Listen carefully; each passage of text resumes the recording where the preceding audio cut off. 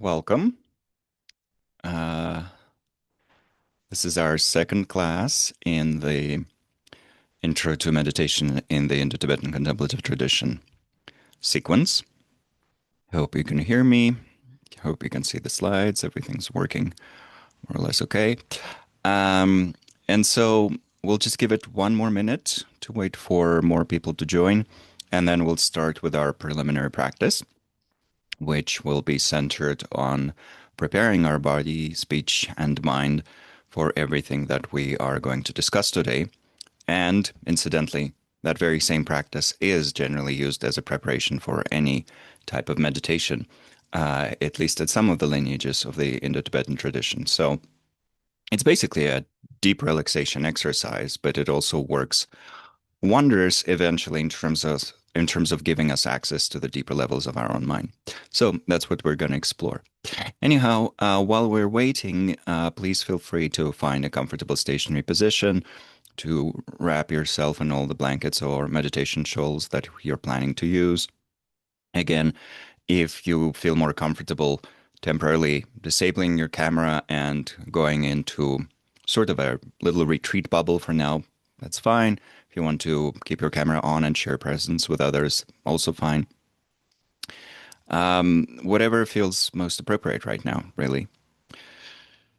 And so we are adopting that chosen meditation position. We're getting ready for practice in terms of our mental state as well, just telling ourselves, hey, I'm going to meditate for a little while right now. And we are also making sure that the body is really comfortable in the present moment, and the adopted position is both stable and relaxed.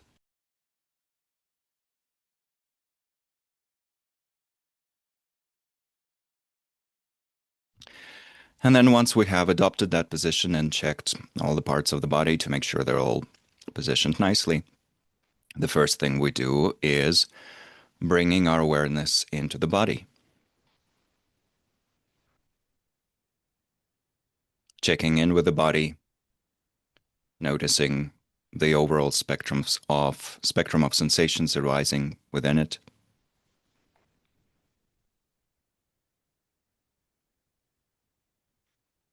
And in particular, noticing the sensations of our body being in contact with the ground that is holding us right now.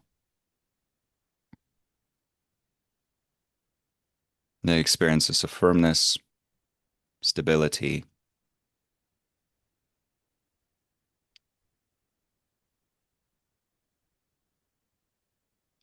and the associated experience of relaxation that we can allow our body to experience more deeply in the present moment.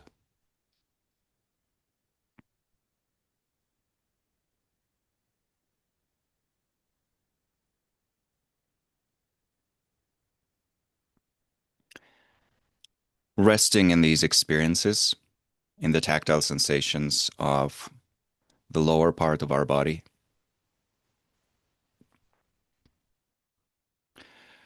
introducing perhaps a bit more relaxation by releasing even more of the muscle tension.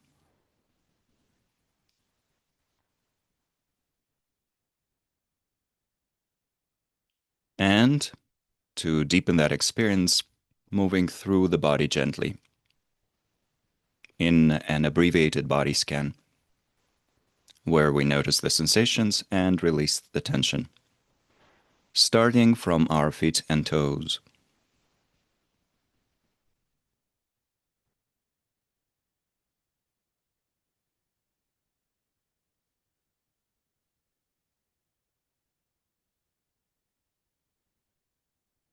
Extending the same wave of relaxation to the entirety of our legs,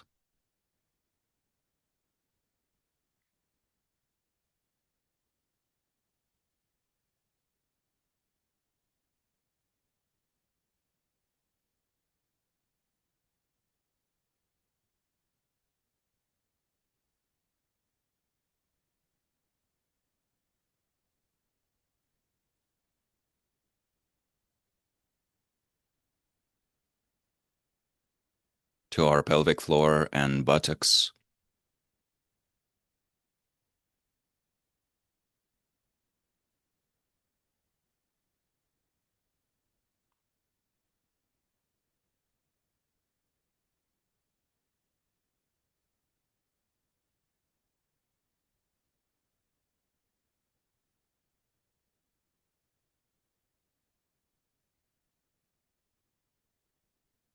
our torso,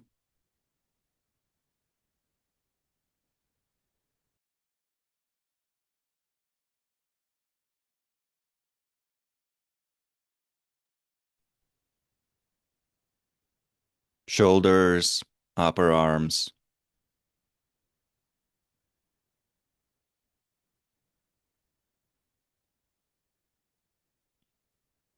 forearms, hands and fingers,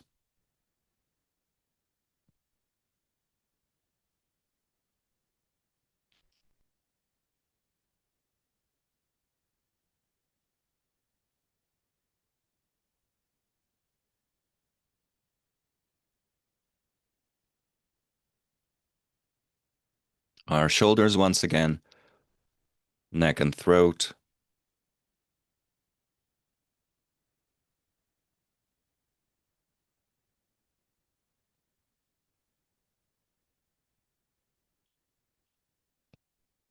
and finally our head and in particular our face.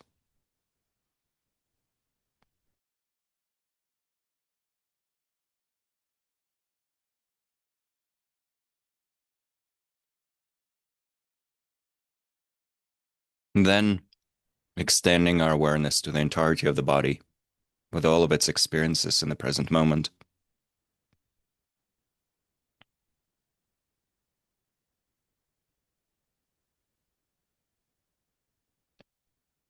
Consciously allowing our breath to flow naturally in an uncontrived manner where we are not controlling the breath in any way, not controlling its rhythm, volume, speed, not holding it, not forcing it.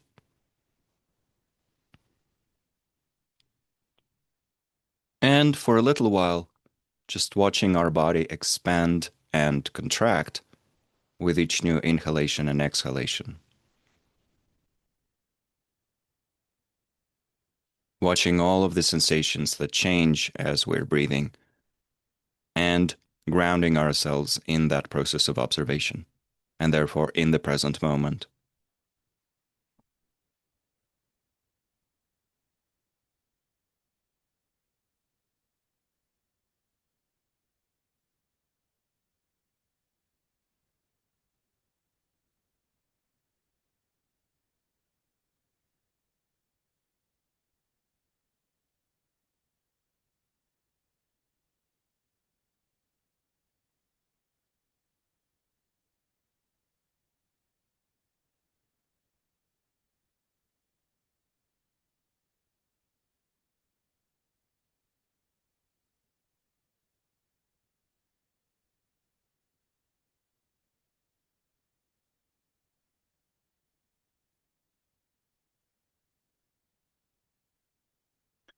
Then, another type of settling, establishing a foundation or anchoring ourselves in vast and profound aspirations.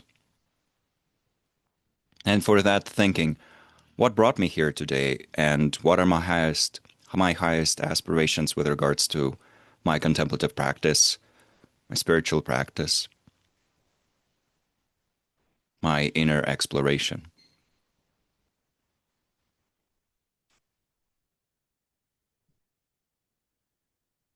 We all might have slightly different ways to express that highest vision for what's possible for us. But an example of that is the wording that is typically used in the Indo-Tibetan tradition itself. May I reach or attain full awakening for the benefit of all sentient beings. Meaning, may I practice so that I can fully uncover my amazing innate potential, and then with that, may I contribute to the happiness and freedom for all beings eternally.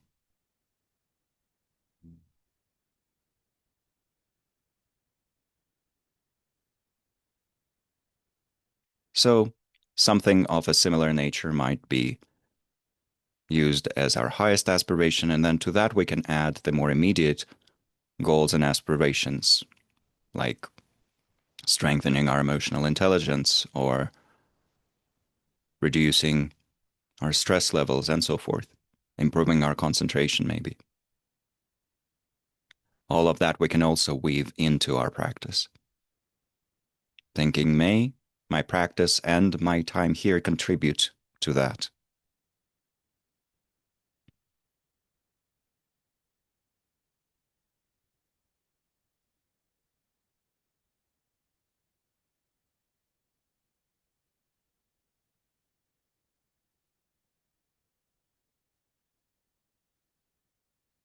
And with that, we come back to the body, noticing its experiences. We introduce a tiny bit of movement to the body, maybe by gently rocking back and forth, maybe by stretching our neck, reactivating our fingers, opening our eyes if they were closed, bringing our awareness to the physical space around us, and then when we're ready, also to the online space that we're using together in this case.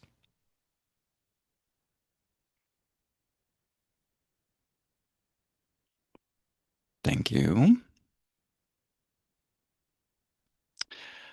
And so we're going to begin with a little bit of a review, which is a fairly typical uh, learning device used in the Indo-Tibetan tradition. There's always reviews all the time. 50 billion times something is reviewed in order to learn it deeply. And then we're going to go into our topic for today, which is generally the first type of contemplative training that was suggested or taught by the historical Buddha as a foundation for every other type of contemplative training that we might want to do. So, last time we established some of the foundational concepts for building a stable and reasonable or sound meditation practice in the Indo-Tibetan tradition. Of course, once again, other traditions might use very different devices, very different approaches, very different concepts, even though there is quite a lot of overlap between the lineages in particular that arose in the Indian subcontinent and sometimes even beyond that. But one of the foundational concepts to establish here was the definition of meditation. And we talked about the Tibetan term gom and the Pali and Sanskrit term bhavana, which basically teaches that meditation is a process of cultivation of something positive or constructive within our mind, or it's the process of familiarizing our mind to something that is constructive, beneficial, helpful, meaning to something that is contributing to greater happiness and well-being in the long term for multiple beings, not just for ourselves. And so when Tibetans say I'm meditating, let's say on loving kindness, what they're technically saying is I'm habituating myself or my mind to loving kindness, or I'm familiarizing myself with loving kindness. I'm familiarizing myself with compassion, I'm familiarizing myself with concentration, and so forth. So our mind is sometimes compared in this tradition to, let's say, an unruly puppy. Uh, it's cute, but it is unruly in that it's definitely not doing what you're inviting it to do. And it's sometimes doing things that you definitely don't want it to do in terms of its own safety and in terms of safety of others, chewing on cables and so forth. So how do you perform that type of training for the little puppy? Well, you do need to be gentle.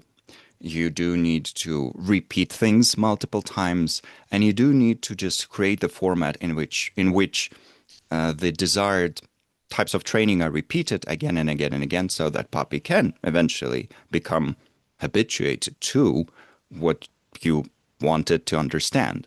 You want it to become familiar, let's say, with the verbal commands that you're using, or with the activities that you wanted to perform. In a similar way, you want your mind to eventually become familiar with the things that you're trying to teach it. And the mind, being just like an unruly puppy, will definitely find 1 billion ways to, say, resist or not be very cooperative about it. But what to do? So that's the general logic with the meditation. Then we talked about the concept of well-being or happiness, again, using the Sanskrit and Pali term sukha in particular, which is familiar to many of you as yoga practitioners. Once again, they say that the asana should be sukha and sthira, comfortable and stable or firm. Well, here it's more than just comfortable. It can denote any type of well-being, from very mild pleasure that we experience when, let's say, having a sip of coffee, to up all the way up to the most intense bliss that can be experienced physically through different types of physical stimulation, or mentally, spiritually, energetically through contemplative practice. And they say that the levels of bliss that are available to a meditator are way beyond what physical sensations or physical types of stimulation can bring about, which, okay, that makes sense. Of course, the nervous system also plays a role in the experience of that bliss. But what they mean is that mental training in particular opens the door to those types of blissful experiences. And there, when talking about them, they divide them into different categories, some of which are more transitory. For example, if you just enter a state of deep concentration and abide there for quite a while, that's more of a transitory state because it didn't change. It hasn't changed your overall mental constitution. You're just temporarily in a trance-like state, let's say, but it's still very blissful. So you have those, and then you also have types of happiness and well-being that completely transform you, your mind, your entire being, also your nervous system, in a way where it's irreversible and you have truly turned yourself into an embodiment, in a way, of that which is good, wholesome, and associated with qualities like compassion, wisdom, generosity, and so forth. So that type of transformation and the experience of that type of happiness is what Buddhists practice for, generally speaking, not just Buddhists, of course. And therefore, that is the sort of ultimate goal for the Indo-Tibetan tradition that we are now drawing from. And so when looking at all these different types of happiness, we can divide them into two. In Tibetan, they're known as worldly happiness, Jiktenki Dewa, and eudaimonic happiness, and Dakpe Dewa, which translates into genuine happiness. But we also can borrow the terms from the Greek tradition, calling these hedonic and eudaimonic. And eudaimonic happiness here comes from deep within, from the state of our mind, from the configuration of our mind, and from, let's say, the balance that we can achieve within our mind. And so that's one. And it also comes from knowing the true nature of our mind. That is the working hypothesis for some of the traditions in the Indo-Tibetan lineage. So you have that. And on the other side of this equation, you have hedonic, which is something that comes from outer stimulation. We're extremely familiar with that. That's just something that we experience when we are finding nice things or experiencing nice things of different kinds. So that's more or less well, it's not self-explanatory for sure, but that's something that we have already discussed. And what's fun is, again, thinking, well, how much time do I personally invest into the hedonic, and how much time do I invest into the eudaimonic? And that can be both on the positive side, in meaning what is it that I'm doing, and on the negative side, what is it that I'm spending time being worried about, let's say, right? Because in the hedonic realm, we have the pleasures which we're trying to chase, but we're also having the unpleasant experiences that we're trying to avoid. And so we definitely invest some mental energy, at least I do, for sure, being concerned and worried about the different problems in the hedonic realm. And sometimes excessively, and that's when our loved ones say, hey, well, you don't really have to think about that much. It's just part of life, this thing that happened or this thing that might happen. So be prepared, yes, but don't spend most of your waking hours being excessively anxious about that. Maybe try to move your attention elsewhere. Of course, to move it elsewhere, we need to have that attentional plasticity, which is where meditation comes in, amongst other things. But at least to recognize that, yes, we are not only trying to chase the hedonic, we're also trying to avoid a lot of the bad things that can happen in the hedonic realm. And sometimes, while we're doing that, we are not putting any effort into the eudaimonic, and we're not putting into any effort into attaining something in the eudaimonic realm. And we're also not trying to avoid the anti-eudaimonic things, let's say, that we really should be avoiding. We're not putting effort, time, and energy into, let's say, depression prevention for ourselves. We're not maybe putting much effort into preventing a state of hopelessness or meaninglessness for our life, even though we could be. We could be putting in that time if we knew how to. And this is where these ancient wisdom traditions are offering us invaluable tools. And then, of course, we could also approach it from the scientific side. But the thing is, most scientifically backed methods for doing this type of work are also derived from the great wisdom traditions. So you have the different mindfulness teaching modalities that are researched in the scientific world, but the practices themselves come mainly from the Buddhist traditions, sometimes from a few other traditions as well. And then they're just packed together nicely, packaged together nicely, and researched. But again, the main source is in these ancient traditions. So it's very valuable and worthwhile to look at them, I think. At least for me, that's been very transformative. And this is where we find the recipes for realizing eudaimonic happiness. Then how do we cultivate this eudaimonic happiness? Well, the working hypothesis of Buddhist psychology here is that we need to cultivate what's known as the positive mental factors. Once again, just a teeny tiny historical tour. We have the historical Buddha who lived approximately 26 centuries ago, and he made some fascinating discoveries about the nature of eudaimonic happiness and also about the nature of happiness and suffering in general. That was his main thing. He left the palace that his father was trying to keep him in order to explore the question of happiness and suffering. And in particular, how can suffering be eliminated fully? He played around with quite a few different techniques, including concentration. And the science of concentration, or the art of concentration, was back then in India perfected and developed to an incredible degree, which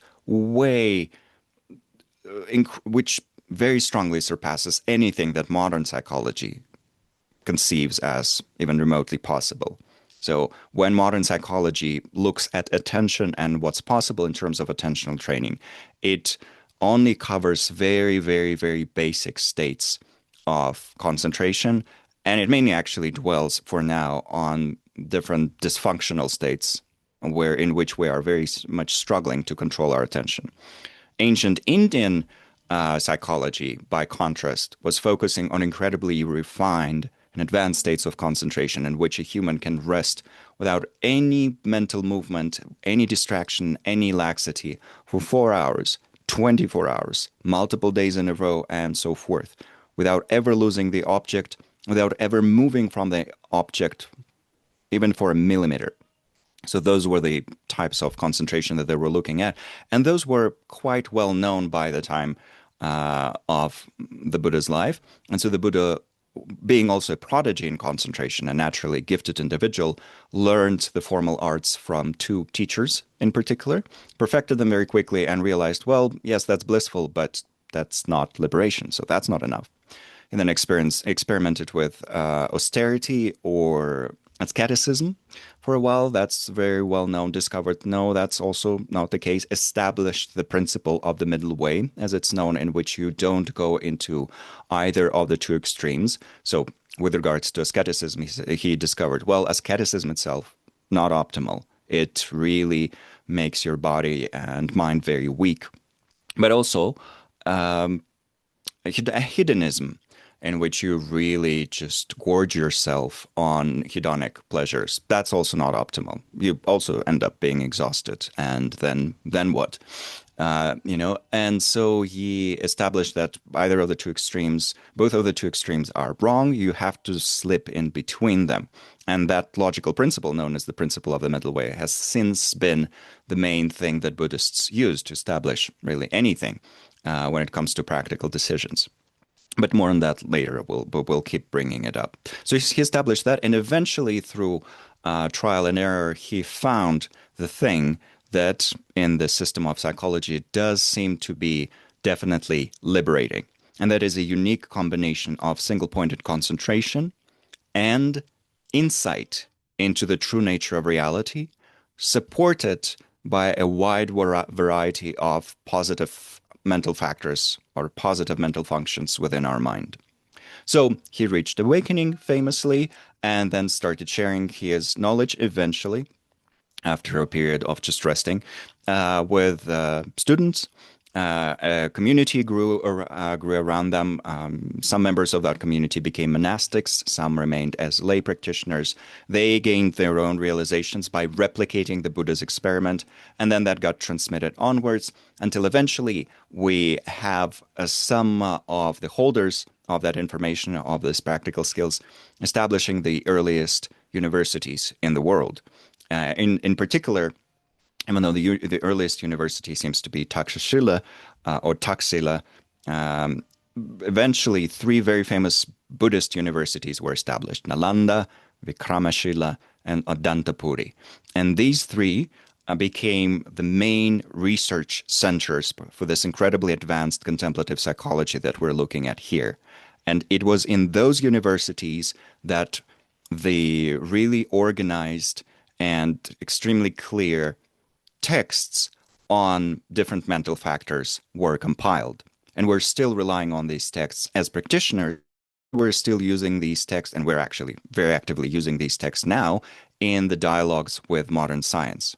So when you have mind and life conferences in which the main theme is something related to the mind, its functions, emotions, let's say, what the Buddhists are bringing to the table from their side, in addition to their personal practical insights and realizations, are these maps created by the ancient masters of Nalanda, Vikramashila and Adantapuri as well. And these maps still work extremely well. So these maps are the ones that give very, very precise definitions to the different mental factors or functions that we could be cultivating. And these include such things as compassion and love and faith and wisdom and so forth. So we have the maps describing them, but the art that we use to realize or establish these states in our mind is still primarily the art of meditation, but broadly speaking, because here by meditation we don't just mean closing your eyes and sitting still on a cushion, we mean any activity that helps you familiarize your mind with a specific positive state. And that is all meditation. So then, some of the positive mental factors that are described, in particular in these maps established by the masters of Nalanda, and then from Nalanda, Vikramashila, Dantapuri, this information was transmitted onwards through a lineage of masters in India, and then eventually it arrived also to Tibet. And it was primarily in Tibet that this information was preserved, because some of the texts did definitely find their way into China, and some of them are still used and studied, and then through China also to Japan, Korea, and Vietnam. But it seems like, due to many historical reasons, the Chinese practitioners did not dwell on these academic works that are also practice manuals as much as the Tibetans were eager to do. And so many of those texts in the Chinese-speaking world either disappeared or just not actively studied in practice, even though the texts themselves remain. Whereas Tibetans really paid a lot of attention to these psychological manuals, essentially. And then through Tibet, they also came to Mongolia, Bhutan, the northern regions of India again, and then eventually now we have access to them. But this is the lineage, so this is where it's all coming from. We are, in a way, guests at this wonderful feast of practical psychological information. So in these manuals, you have these lists of destructive mental factors, meaning the ones that distort our vision of reality and make us confused, neutral ones, and those are just the mechanics of the mind, and positive ones. So the defining characteristic for the positive ones, the ones that we want to cultivate in meditation, is that they are more or less harmonious with reality. They're more or less attuned with how reality actually works.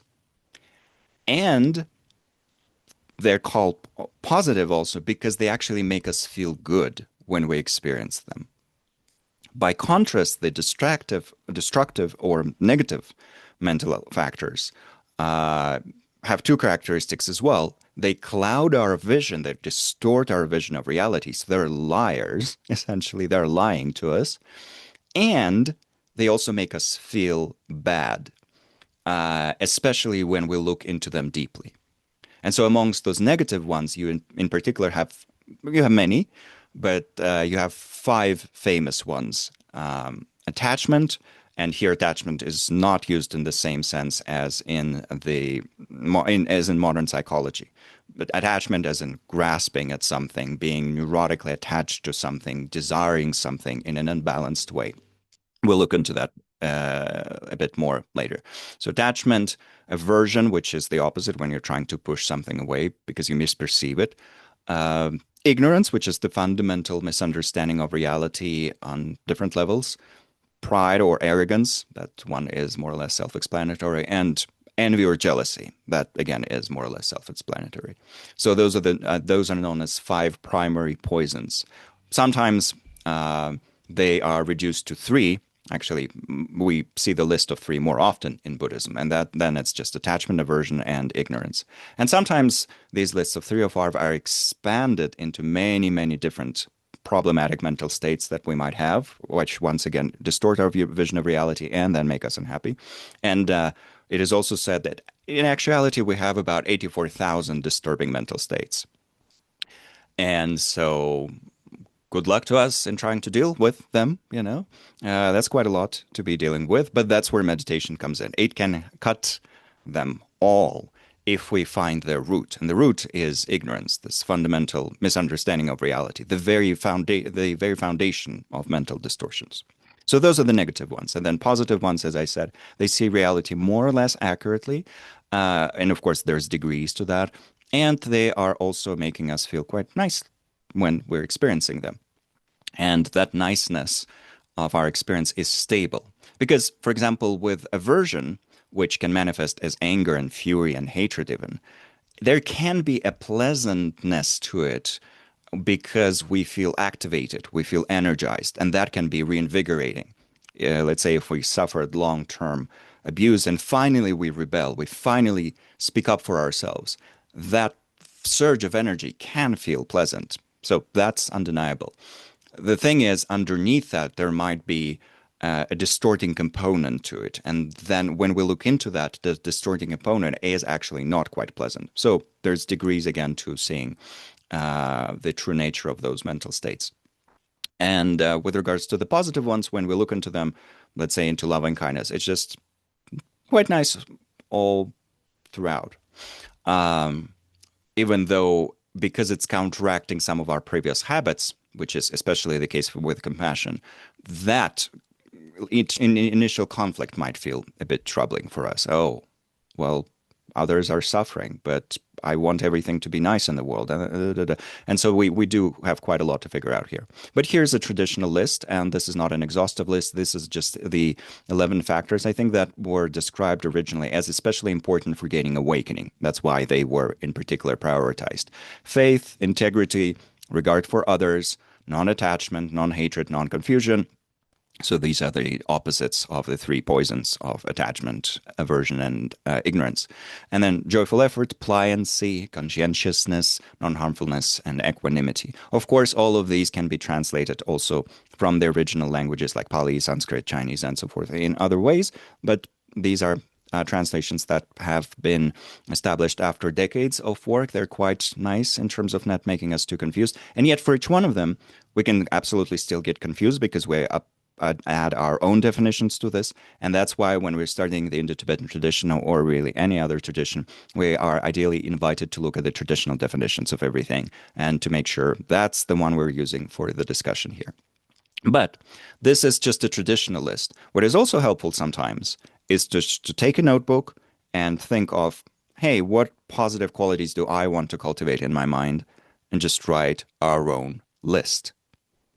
And it can be just an exhaustive list or a general list of human virtues.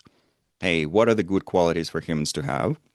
Or it can be a list of let's say five things that I really want to strengthen within myself, within my experience. Either because I want to manifest these things in my behavior more.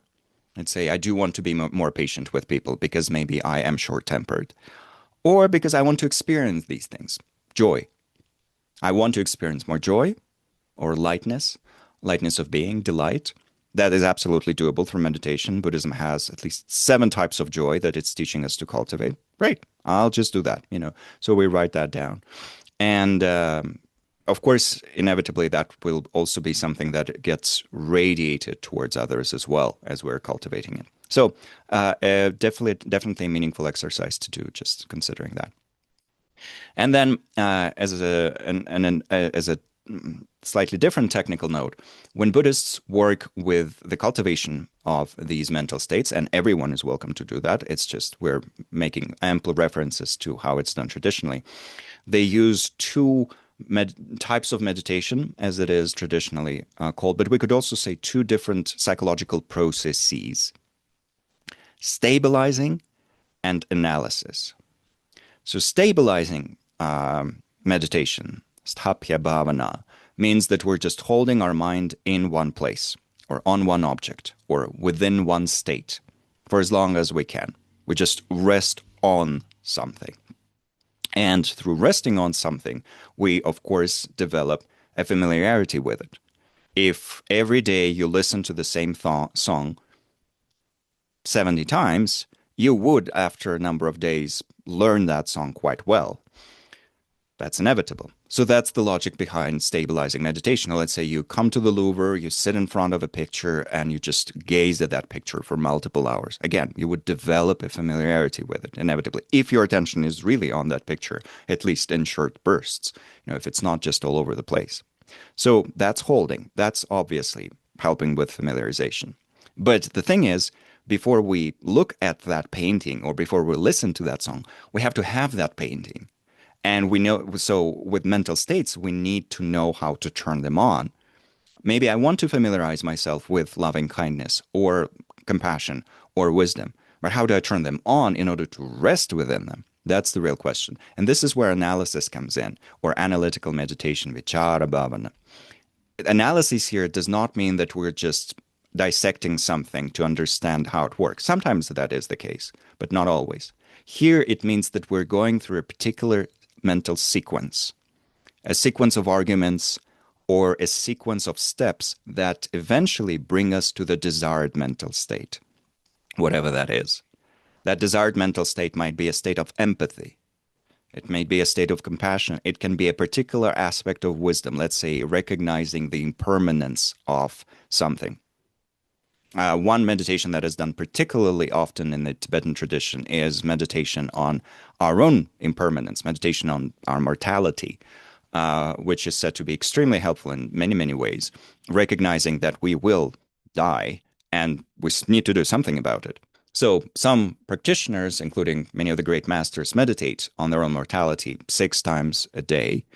And that is really inspiring and invigorating if you're doing it correctly. Of course, initially we might think, oh, that would be depressing. That would be depressing. It isn't if we're doing it correctly. But so what do we do in that meditation? We go through a sequence of statements or logical ideas related to our own mortality until we arrive at a very clear recognition of, yes, I am going to die. And not just that, there are also ideas like, I also don't know when am I going to die. Might be the next moment, might be in 30 years. And so I have to live wisely and account for my own mortality. So we arrive at a very clear recognition of that through following that logical sequence. And then we hold the mental state that arose, that type of wisdom, that type of clarity with regards to mortality. We hold it with our concentration, with our stabilizing meditation as long as possible. And once it starts dissipating, we either end the meditation if we are at the end of our practice time, or we might have to go through the whole analysis thing once again to reestablish that clarity. Or we might bring in a few arguments to just breathe some life into it. Once it's active again, then we're again holding it. And so these very valuable tools are available to us, but we are not particularly familiar with them in the West, I should say, but especially in the West in general, and in particular, even in the modern mindfulness movement, where we primarily think of meditation as just resting with something and being aware of it in the present moment. Again, that's already better than the ideas of meditation we might previously have had, where in some regions, including the Russian speaking region, for example, for many years, the primary association with meditation was cult. So when people were doing meditation or saying, "Oh, I'm a meditator," people would respond, "Oh, so you're in a cult? Okay, good to know."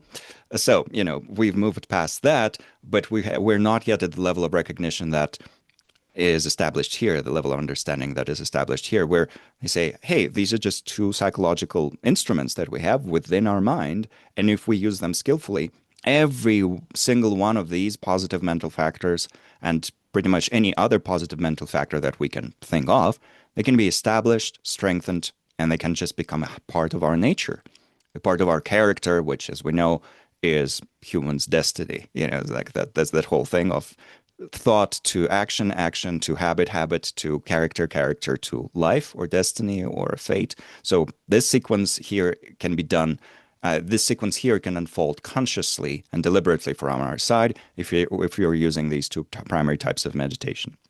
And then we talked about this. To construct a good meditation session, we do need to prepare quite well. And actually, the better we do the preparation, the better our meditation session itself will be. Then we need to do the main practice well, and then we need to conclude on a good note. So in the Tibetan tradition, that's called as the three excellent ones, or the three excellences. So the first excellence is the excellent preparation, where the first kind of official or unofficial point, depending on which text you're using, is the preparation of outer space if we have some control over it. So if we can clean up and arrange the candles or whatever, change the light, put down our meditation cushion and so forth, we do that. If we're meditating on a plane or in the office toilet, and there's not much we can do about it, it's okay. We just tell ourselves, hey, this is the perfect space for my training right now. It offers a perfect balance of challenges and, I'd say, comfort. Because let's say on a plane, you have the outer noise, you have people moving around. Maybe in the middle of your meditation, your neighbor would want to get up and go to the bathroom, so you have to let them out. What to do? That's the challenging part. But also, you do have your seat, and you can sit on that seat. So there's still some level of comfort there. And we just tell ourselves, hell, hey, what's important is practicing. And so I'm going to use this as the perfect challenge. And also the space that's holding me right now. And people have attained realizations, the most uncomfortable spaces, in the most horrible spaces. There are some of the best meditators on this planet are meditating in the prison system. We have quite a lot of Buddhist projects which teach meditation to inmates in many different countries, including the United States. And the conditions in which those people are absolutely unimaginable in the most horrible way. And yet they're practicing, and some of them, according to the teachers that are working with them, are definitely gaining some realizations, are definitely gaining at least glimpses, but in some cases you can even suspect more than just a glimpse. And so there's definitely that ability of our mind to rise up to the challenge that is offered. That being said, if we can make our environment nice and especially supportive, that will help us cultivate, our practice faster. So we do that. And then for the next three steps, we're working with our body, speech, and mind. So for our body, we have the basically that relaxation exercise that we did in the beginning. So the idea there is that we need to just relax deeply to the degree that's possible, that is the degree that's available to us. So we do that. And that can be done through performing a body scan in the way that we did, which we move through different parts of the body, or we can just rest and release all the types of tension with each exhalation until we feel, hey, my body is sufficiently relaxed. So doing that for a little while and establishing at least a state of stillness within our body in which we know the body is resting. For our speech, we leave it in silence once again. And in particular, we also allow our breath, which in this system is kind of under the general heading of speech, we allow our breath to move naturally, which is a challenge actually for many of us who come from the West. But at least we're trying to go in that direction. We're trying to let our body decide how to breathe, at what volume, at which pace, and so forth. So to the degree that's available to us right now, over time, it would our ability to let go of control will be strengthened. So doing that with our breath. And with our mind, the key point of the mind is kind of twofold. One aspect of it is letting the mind arrive at the present moment. So that can be done through watching the sensations of the body, watching the sensations associated with the breath, or if we have learned that practice specifically, even allowing our mind to rest without any reference points whatsoever. That is a particularly refined meditation or concentration, actually, technique that is taught often in the Tibetan tradition, but that is a bit challenging or extremely challenging in some cases for us as people who come from the business culture. Because resting without any reference point, resting without doing anything, that's a tricky thing for our mind because our mind is very, very used to constantly being busy. So if we try to just let it go and rest with clarity, but no object, no reference point, no support, our mind will immediately find something to do. That's the thing. So that practice of completely letting go for many of us actually has to be learned by us going through multiple stages. Well, so if it's not yet available to us, not a problem. We can just tie the mind to the body for a little while, watch the breath, watch the sensations in the body. Good enough. And then another aspect of preparation is establishing a positive motivation. So that's what we did by thinking of our highest vision of what's possible. And in the Tibetan tradition, this is particularly emphasized. It has to be the highest great thing that we are aspiring for, something like full awakening for the benefit of all sentient beings. So this first part of the wording that we're using has to be as daring as possible. And again, for Buddhists, nothing can be more daring than full awakening for the benefit of all sentient beings, because that's seen, that is described as the ultimate level of psychological evolution. There's nothing beyond that, because by definition, awakening means that you've fully removed all the neurotic states irreversibly, and you've fully uncovered or strengthened all the positive states irreversibly. So you are the ultimate embodiment from now on of compassion, wisdom, clarity, and so forth, and all the negativity has been completely removed for all time. So there's nothing more, daring from that point of view. But also, you did not just do it for yourself. You did it to be perpetually radiating happiness and well-being for all sentient beings. And you're going to be manifesting trillions of emanations to help them and guide them skillfully over immeasurable eons. So that's kind of how awakening is described. We don't have to subscribe to that model if we're not followers of Buddhism. But it's just worth noting that that's the level of daring, the level of courageous vision that is used in the very beginning of the practice. Because, well, why would I want to aim for something that is extremely meager and limited if initially I can establish that general direction? And then along that direction, along that trajectory, we do need to first reach all the other goals, realize 50 billion steps that lead there, including hey, maybe, and right now I want to become less stressed and strengthen my patience a little more and establish a little bit more emotional balance, yada, yada, yada. So whatever it is that we need right now, maybe just even I need to relax right now because my body is feeling super tense. We can weave that into the motivation, but first the big one, and then these secondary goals. Why? Because then the secondary goals serve the big one. Whereas if we establish from the very beginning that our ultimate goal is just stress reduction, well, that's pretty much all we're going to get, if even. So they say very good in particular if our motivation, whatever wording we're using as secular practitioners, let's say, those who don't fully subscribe to the Buddhist model, whatever wording that we're using, it is good if it includes an element of eudaimonic well-being in it. So we're not just meditating to become better at earning money, let's say. It also has to do with our deeper happiness. And it's very good if it's somehow tied to compassion and love for others. So we're not just meditating for ourselves to be happy. We're also meditating to contribute somehow to the happiness of others, at least harm them less, but maybe even contribute to their happiness more actively. So we can weave all of that together. And again, another journaling exercise that can be done here. If you are really comfortable with the Buddhist wording and it makes total sense to you and you want to use that, everyone is extremely welcome to. But if not, we can start with our own motivation formula in which we say, hey, well, these are the aspirations that I'm going to use in the beginning of each meditation session, that session that I do. So it's really worthwhile to take our journal and write down and then perfect to a certain degree that wording that we're going to use at least for the next 2, 3 weeks or 2, 3 months and make it profound in that it has something to do with eudaimonic well-being. That aspect is woven in, and make it vast in that it does include something about the benefit for others or our effect on others. And so just writing that formula for ourselves and then using it for the next 2, 3 weeks, 2, 3 months until we feel that it's time to move on to a different formula, till we feel like we want to change something.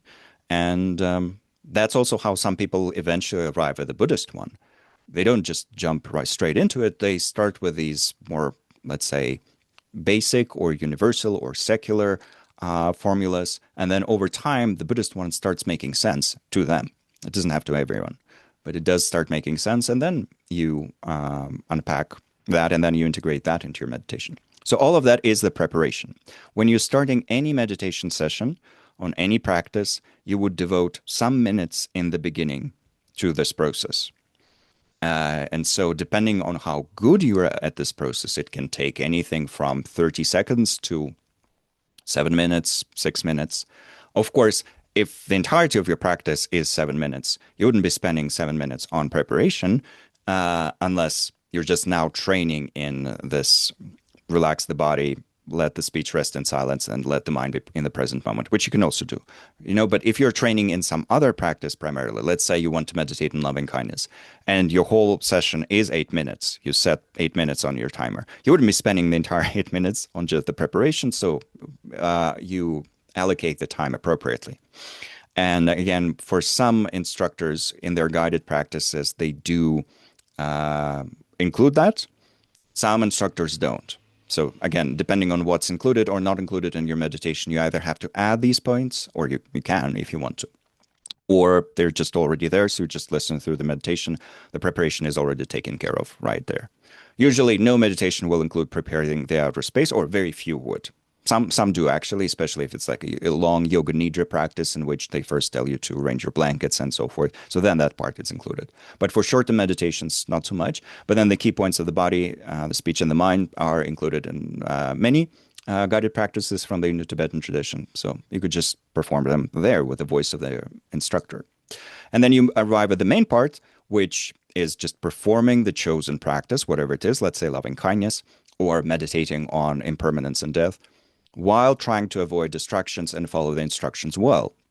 So while that might be somewhat self-explanatory, this is where we are actually arriving at some very modern day level challenges. So for example, I've seen people, that's very recent to me, I've seen people listen to their chosen meditation at twice the speed because, for lack of a better term, we live in the era of attention deficit. Not necessarily attention deficit as the medically diagnosed condition, which is its own thing.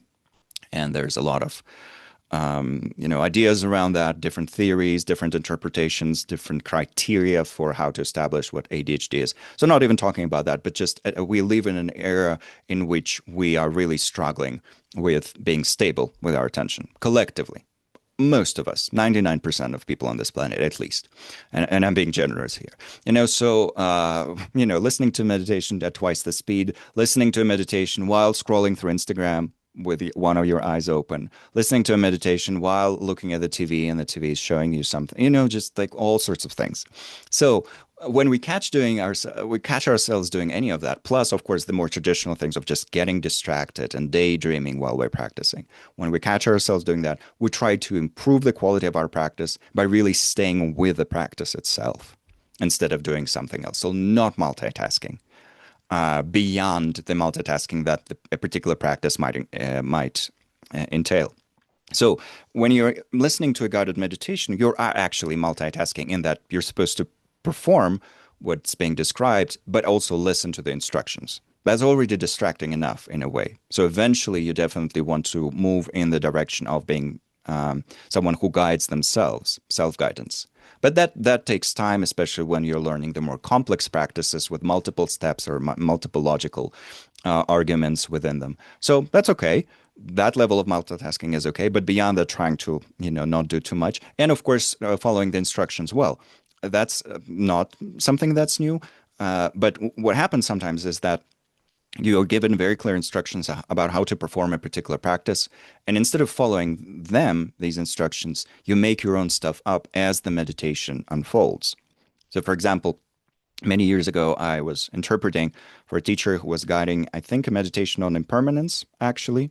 And then after the meditation, we had a little exchange where the participants were invited to share their experiences, troubleshoot, provide feedback. And one of the participants started saying, well, when you're guiding the meditation, I was imagining myself sitting in a cave, and then again that cave, and it was like, and the teacher was, well, that's not what I was talking about at all. There was no point in which I said, imagine yourself in a cave and da da da da da.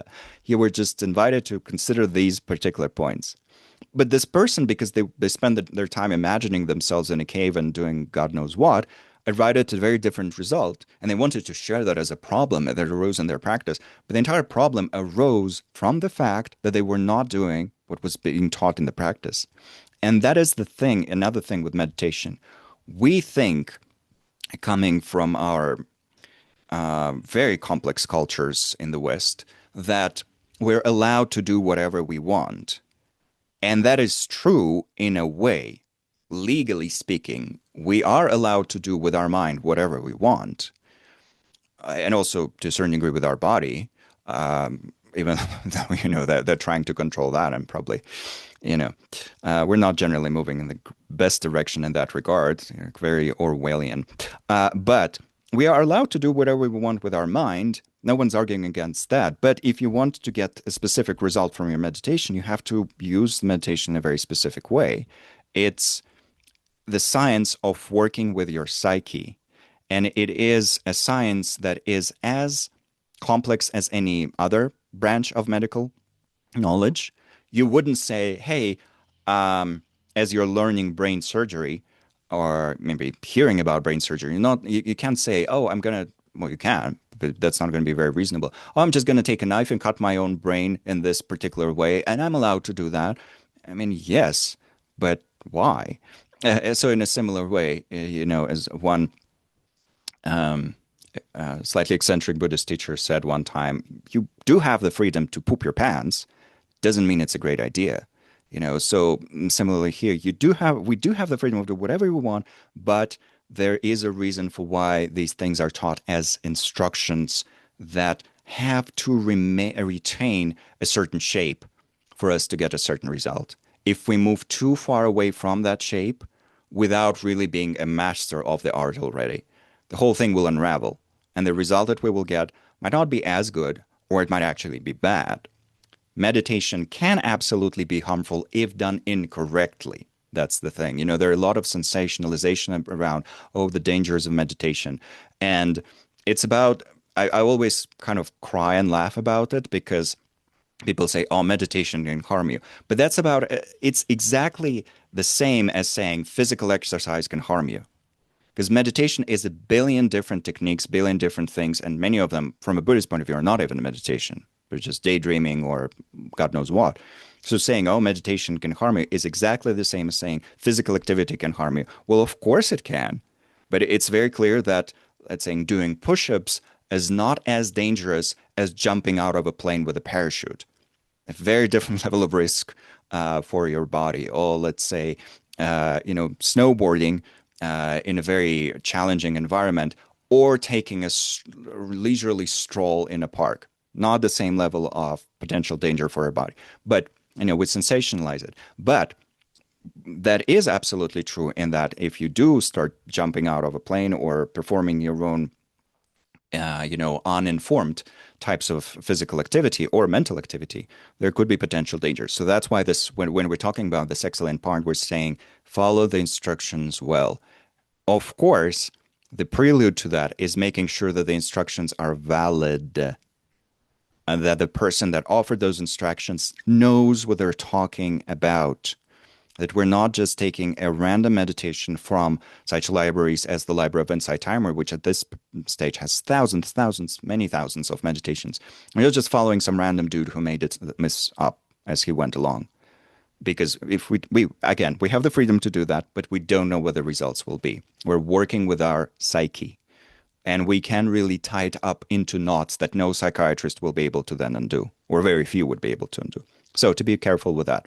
That's why follow the instructions well, but first establish the validity of the instructions. That is why, amongst other things, we talk about the lineages of these things. One reason is to be anti-colonial in how we approach this. That's already a huge problem in the West with regards to meditation, where a lot of people think, oh, meditation, yes, it comes from such luminaries as Sharon Salzberg and Jack Kornfield and Joseph Goldstein. Well, like, yes, these are wonderful people, but they learned it from their teachers who were all Asians. And then very few people actually then are daring enough to look even at the teachers of these teachers, because no, those were Asians. I don't want to look at that. No. And it very quickly devolves it into people thinking that meditation was involved by a bunch of white people in the United States, bad enough. So that's one reason for why we talk about lineages.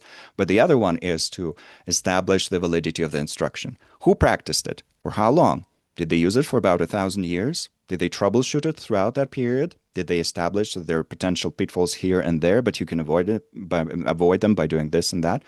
That's how we work with the Indo-Tibetan tradition. And of course, the scientific approaches or the science-adjacent approaches have their own ways of doing that, which are intelligent and good as well. But regardless of which route we take, good to establish the validity there.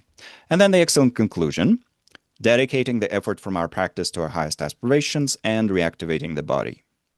So dedicating the effort means we think, may the positive energy that was created by my practice, or may my effort in this practice contribute to blah, blah, blah, blah, blah. And that this is where we can repeat the very same formula that we used in the beginning.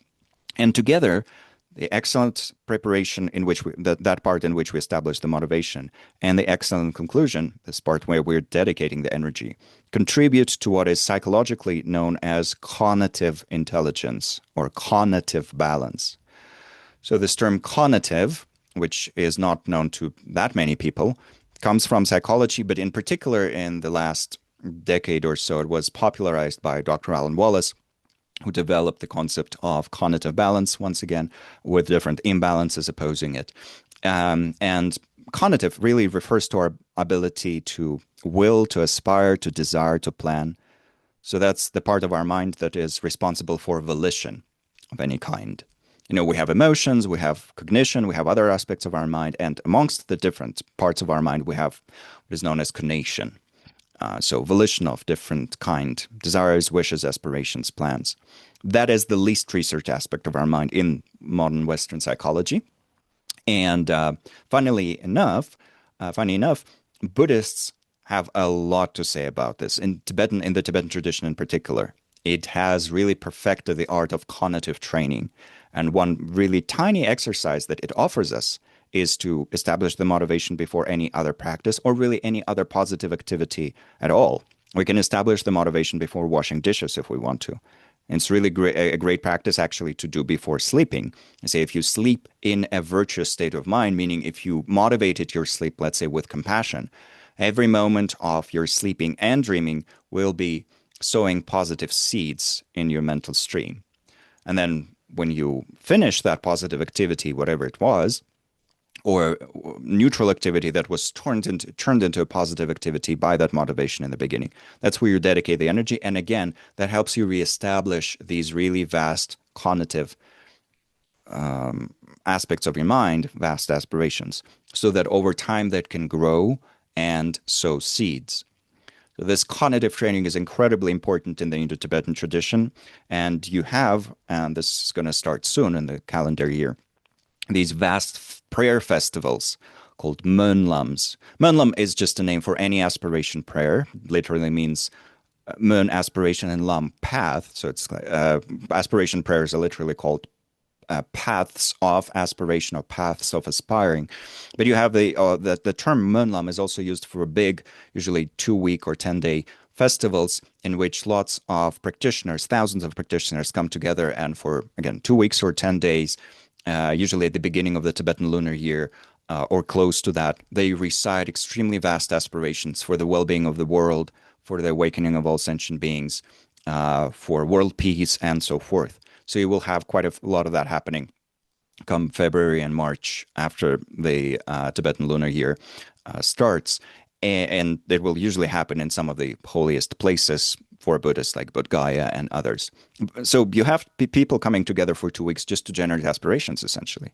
And they do other types of practice as well, but most of the time is spent on this cognitive work because it, first of all, it has really a very beneficial effect on your own mind. It really reignites your practice with inspiration, really reminds you why you're meditating, not just to reduce the stress, for this vastness of goodness, this vast goodness that you're aspiring for in these prayers and in your own individual practice and so forth.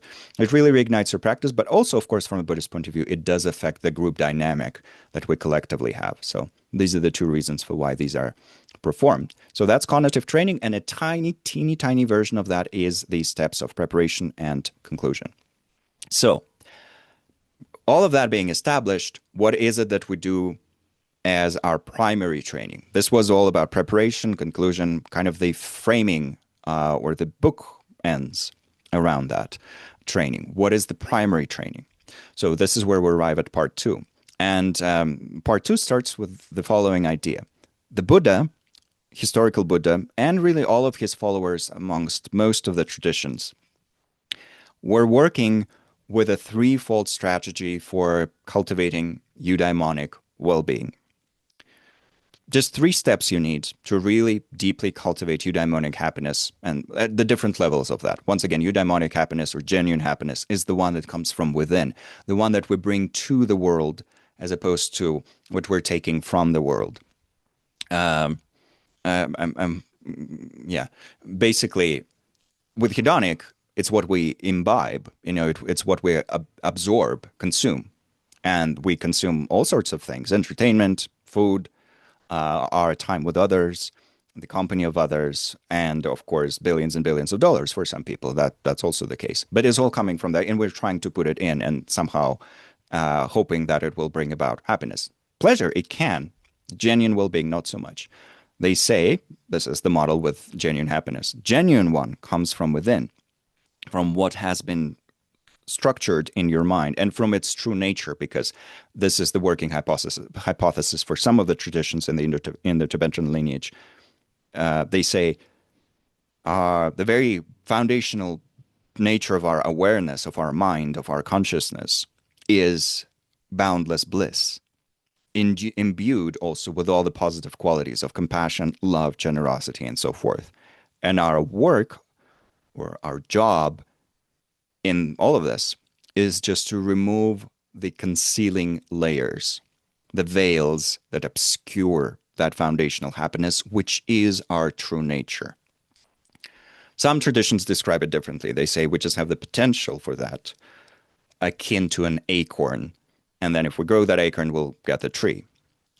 And the practices that we're doing to either uncover the beautiful mirror that is our true nature or to grow the acorn, the practices are very similar. And some people even combine these two approaches.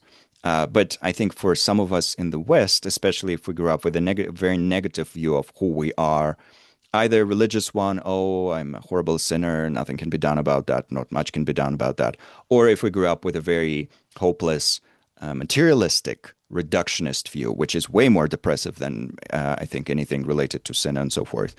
I'm just a pile of meat with no meaningful existence, and we're going to die soon anyway, that.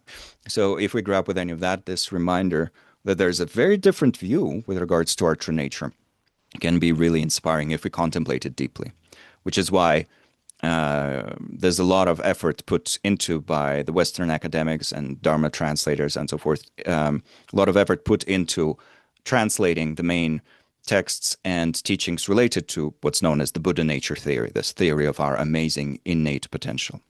So, whether we're uncovering the beauty that is hidden within or growing the acorn into a tree, we need three types of training, three steps, three types of inner education. And Robert Thurman, who, once again, one of the most famous Tibetologists in the West and popularizers of Tibetan Buddhism, and incidentally also, yes, the father of Oma Thurman, he calls these the three super educations. Well, education here, it just comes from the Sanskrit term itself, shiksha. So apprenticeship or learning, you could say. So education is totally a fine word here. And super, he calls them super educations because they are called technically, that's the more traditional translation, higher trainings. The three higher trainings. Why are they called the three higher trainings? They call the three higher trainings when we employ them in order to gain genuine realizations and an irreversible spiritual transformation. When we use them to realize the goals of liberation and full awakening. So then they become the three higher trainings. If they're not combined with that lofty aspiration, once again, then they're not the higher trainings, they're just three trainings or three educations. But whether we're using them for this ultimate goal or just to become a bit more happy, again, these are the three same things. Three different types of physical and mental discipline that can gradually help us cultivate the positive mental factors and therefore become more happy. So that it says here, there's a misprint here. We're based on an aspiration for liberation and awakening. These three types of education are called higher training, so super educations.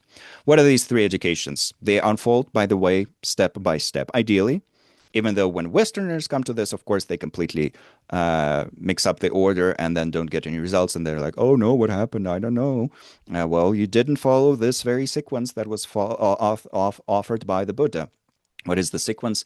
The first step is called Shila in Sanskrit or Sila in Pali, and that's ethical training. In a way, we'll look into this deeply. It's very important to not project incorrect ideas prematurely here, So ethical training, let's say Shila or Sila, and Samadhi, which is training in mental composure. For simplicity, sometimes that's translated as just concentration, which is valid. But it's more than just concentration. It's more than just staying on one object. It's an elaborate system of training in which we refine and purify the flow of our mental energy, our awareness energy. So we could say gathering and focusing mental energy, but it's a bit more than that. And then finally, that's the one that brings the greatest happiness. Therefore, it's the third step. It's called prajna or pragya. Panya in Pali. Prajna and pragya are two different ways of pronouncing the Sanskrit one, depending on whether you're following the southern or northern systems. And that's training in wisdom. Prajna itself is translated as wisdom, but here we're talking about training in it. And similarly, Shila can just mean ethical training itself or training in ethical training. Sorry about that. And then Samadhi, training in mental composure or a state of mental composure, both. And they are ideally meant to unfold sequentially. But in a way, they're also a circle in which you establish some degree of Shila, then some degree of Samadhi, some degree of Prajna, and then in a way that Prajna and Samadhi, they start feeding into your Shila, which becomes even better. And then that improved Shila feeds into your Samadhi and Prajna, and they become even better. So from that point of view, it's also a loop. But initially, you train in them step by step. And pretty much no one in the West does that. And so how do we deal with that? Let's unpack them step by step. In the yogas of Patanjali, it's the same sequence, actually. The same logical sequence, except Shila is described as Yama and Niyama. And after you've trained in that, you establish the foundations for Samadhi by practicing asana and pranayama. And then you go into the training, the full training for Samadhi, through going through Pratihara and then Dharana and then Dhyana and Samadhi itself, and then Prajna and Panya is then included into that last step of Samadhi. So that's in the Patanjali's Eightfold System, which forms the foundation of pretty much all of modern yoga that's taught in different yoga centers around the world. Buddhists here use a similar sequence. They practice prajna in a different way. Samadhi is practiced in a fairly similar way. And with Shila, there's a large overlap between the Buddhist ideas on Shila and the yogic ideas on yama and niyama. So, whether we're following yama and niyama or the Buddhist ideas on Shila, it should bring us to pretty much the same result, which is a type of eudaimonic well-being that comes from having essentially a clear conscience, feeling good ethically about ourselves, and yet being ethically sensitive and sensible. So we're not talking here about a moral superiority of any kind of feeling that, holier than thou attitude, let alone the closed-minded, judgmental type of piety that would make us judge everyone else and think we're the only one going to heaven for whatever reason. So what is meant here is the full opposite of that, I would say. We're developing essentially ethical intelligence, which is a flexible system of being able to tackle ethical issues graciously, with sensitivity, with empathy, with compassion, and with a clear understanding that our current views and positions might be wrong and might need some readjustment. And therefore, we will upgrade them as we face more and more human suffering and we try to deal with it more and more elegantly. That kind of thing. So, how do Buddhists cultivate this? So, Shila is the Sanskrit term, Sila is the Pali one. Again, there's just a little bit of phonetic difference on occasion here and there. The Tibetan one is Chultrim, which you would also, if you hang out with Tibetans, you would inevitably meet at least Tibetan monastics, monks and nuns, who do have that as one of their monastic names. Because monastic names in general are always these nice terms, nice words for different virtuous things, like Lobsang Tenpa. Tenpa means teaching, and Lobsang means good mind, which actually refers to kindness, or teaching of the good mind. So when you're a Tibetan, or you get ordained in the Tibetan lineage, you always get names like that. Secular names, they sometimes are more things like sun, moon, and so forth, but the spiritual names are always these nice things that are meant to inspire us and remind us of good things, good types of training. And this term, Shila or Sila, can be translated as just ethics, ethical training, ethical behavior, conduct. Sometimes it also gets translated as morality, but that is kind of, just triggering for Westerners. Oh, morality. I thought this is a nice course in a yoga club, yoga school centered on meditation, and you're talking about morality to me? I'm out. Cat refund me. Cat, please refund me. I did not come here to listen about morality. So we get super triggered by these things. Well, not all of us, but some do. And I've seen that happen. So to avoid that, ethics, ethical training, ethical intelligence, that shouldn't be too triggering if you understand that it's a dynamic system within yourself. What it boils down to, though, in this case, is subduing harmful types of behavior on the level of our body and speech, along with the coarsest types of negative impulses on the level of the mind, deliberately avoiding harmful types of behavior. So remember, the term yoga comes from the root that means to yoke. It's the shared root between Sanskrit and English, incidentally. And so what we're yoking is ourselves usually to different good things. So with Hatha Yoga, we're, for example, with asana, we are yoking ourselves to those principles of sukha and sthira, or the to ha and ta, and some people describe it. With samadhi, we're yoking ourselves to mental stability and gatheredness, and so forth. With the yogas of loving kindness, we yoke ourselves to loving kindness. So Shila is also a yoga.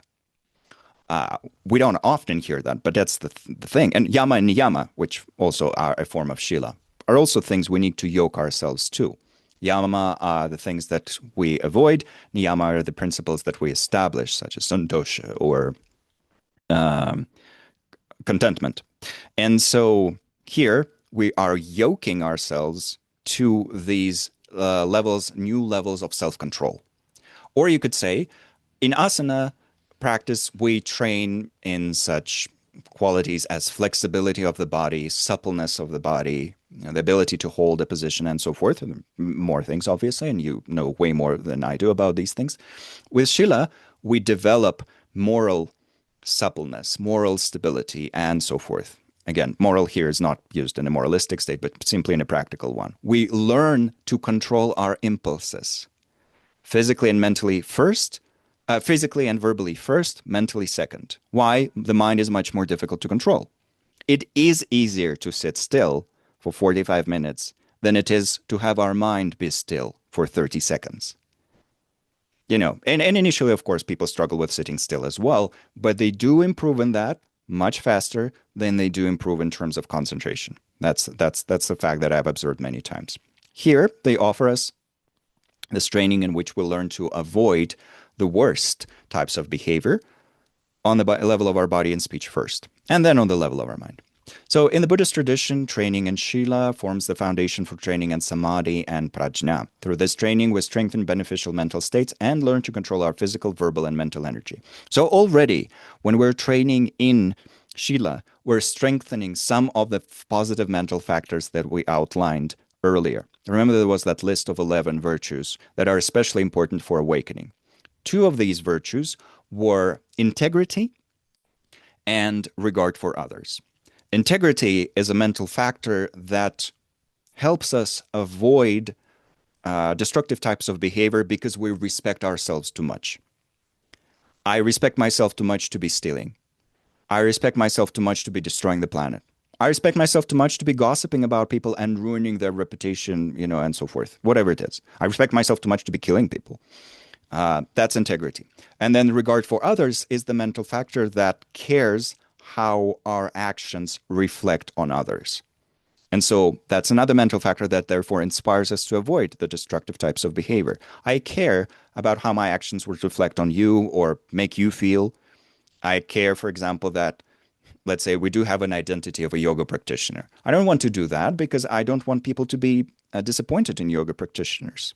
That for some reason is actually the sequence that brings them to vegetarianism and veganism. I don't want people to think less of yoga practitioners because, of course, whenever someone sees a yoga practitioner or a Buddhist eat, a chicken wrap, there's a whole thing around it. So you think, okay, I don't want people to be disappointed. Therefore, I'll be more strict with my diet and just more coherent in these dietary practices that I maintain, because they also align with my ethical principles as well. So there's an integrity component, the regarding for others component, and that all translates into what we actually do with body and speech. So in a simple way, Shila is just that, avoiding harm. But in a way, for some of us, that's way too general. So Buddhism breaks down into 3 levels. Tibetan Buddhism in particular breaks it down into 3 levels. The same thing also exists in the Japanese tradition. For most branches, though, of the Eastern Asian tradition. So in the Chinese-speaking world, in Korea and Vietnam, you have 2 levels out of 3. Tibet and Japan also have Tantra, so they describe 3 levels. So what are those 3 levels? They are often taught in terms of vows or precepts. But again, this is where we have to really be clear and not to get freaked out and not to start freaking out. Vows or precepts, also known as dompa in Tibetan, are basically just certain guidelines that we consciously adopt in order to train in following them. So dompa itself can be translated as training technically, actually. But because of the context, it does often get translated as vows or precepts. And let's say monastic precepts is a good example of that, the vows or precepts that Buddhist monastics take. And what are these? These are, as it says here, an important tool for training in ethics, moral guidelines willingly adopted by someone as a source of guidance on our path. And that's an important addition. Some philosophical schools believe that these guidelines actually form a subtle form in our energetic field, not just in our mind. So for those who are into that kind of thing, auras and so forth, and Buddhism does talk about that sometimes, although not too much, compared to the New Age movement, let's say. For those who are into that, you would then learn that, yes, Buddhism does think that these subtle forms even manifest in your energetic field and are, to people who are really sensitive, are even perceptible. But the main thing is that they manifest in our mind as certain structures that we establish in our mind. And Tibetan tradition describes 3 levels of these vows or of willingly adopted precepts: the level of personal liberation, the level of bodhisattva training, and the level of tantric training. So the first one is common to all the Buddhist traditions, and this is the level that is appropriate also on the universal non-Buddhist secular level as well. It's just avoiding harm. So what is its essence? The ethics of pratimoksha in which we can train. Avoiding harm. That's the essence. Just avoid harm, harming others, and ideally also harming yourself, you know. Okay, I'll try to avoid any actions that are harmful. That's a motivation that we can establish in the very beginning of the day. I'll try to not do anything that harms me or others. I'll try to reduce the amount of harm that I bring to the world as much as possible. Because it's too general of an idea for some of us, Buddhism then breaks it down into the very elaborate ethical systems for monastic practitioners, and depending on which level of monasticism you have, you can have 36 vows, 254 vows, and so forth. And the practice for householders, meaning lay people, people who are non-monastics. And that boils down to five quintessential principles, which really became legendary in ancient India and later on in modern times as well. And these five ethical principles, which are completely universal and have to be Buddhist, and you don't have to take this as a precept from a teacher to practice it. These are known as the Panchashila, or the five ethical trainings, five foundational building blocks for ethical intelligence, you could say. Avoiding killing, avoiding stealing, and avoiding here means avoiding to the best of our ability as our powers grow.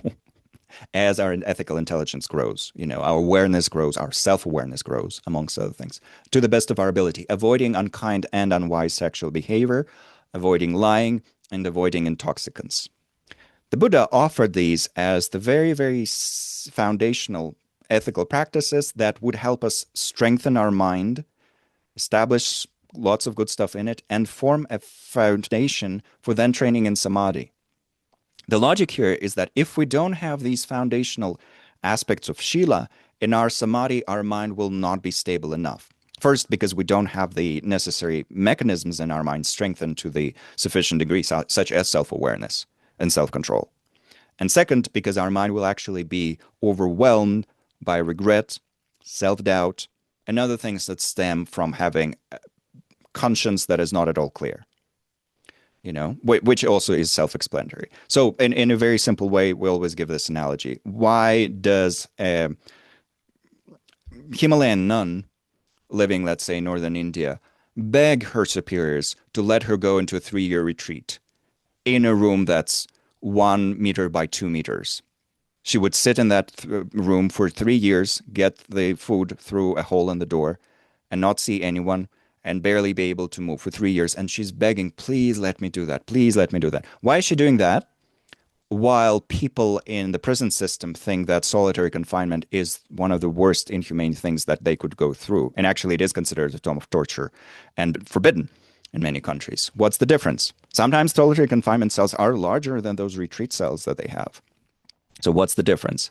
Well, first of all, that nun, she wants, and there are many, many, many nuns that do exactly that. They're begging to be allowed into 3-year retreat in their room that size. They're doing that because they have a clear conscience, so they're not going to be suffering.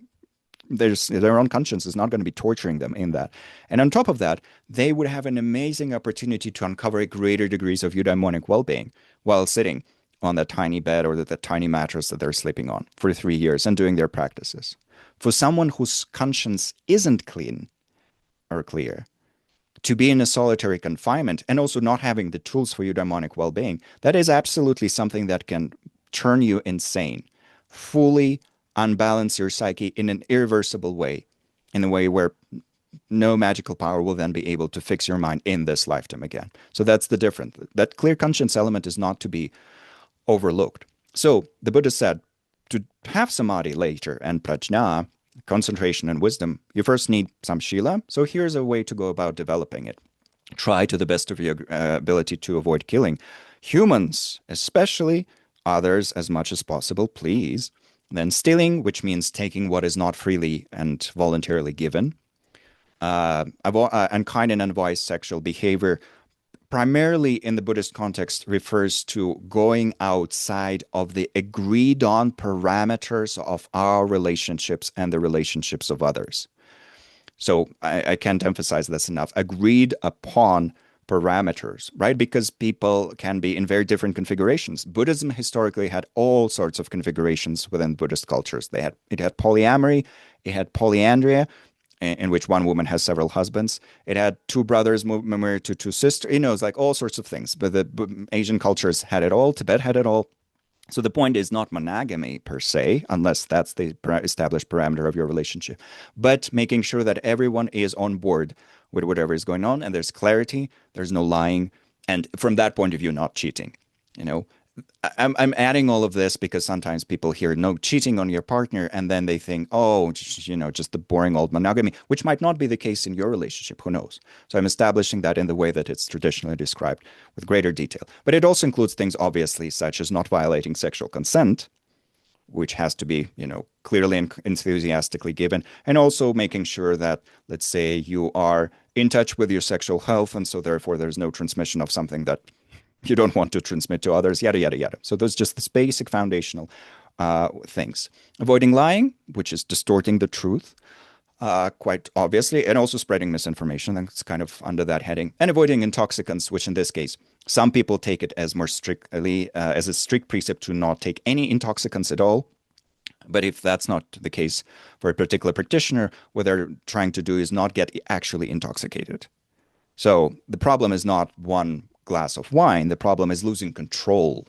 That's the main thing that is meant here. Because, and then there's a story that I think is actually more or less shared by the Buddhist and the Christian traditions about a monastic who was being tempted, and he said, "No, I'm not going to sleep with you, uh, evil woman. I'm not going to kill the goat, and I'm not going to do this and that." And then she got him drunk, and then he did all of those things. He killed the goat and slept with the woman and so forth. It's a slightly misogynistic story in a way, in that, ooh, the temptress, that kind of thing.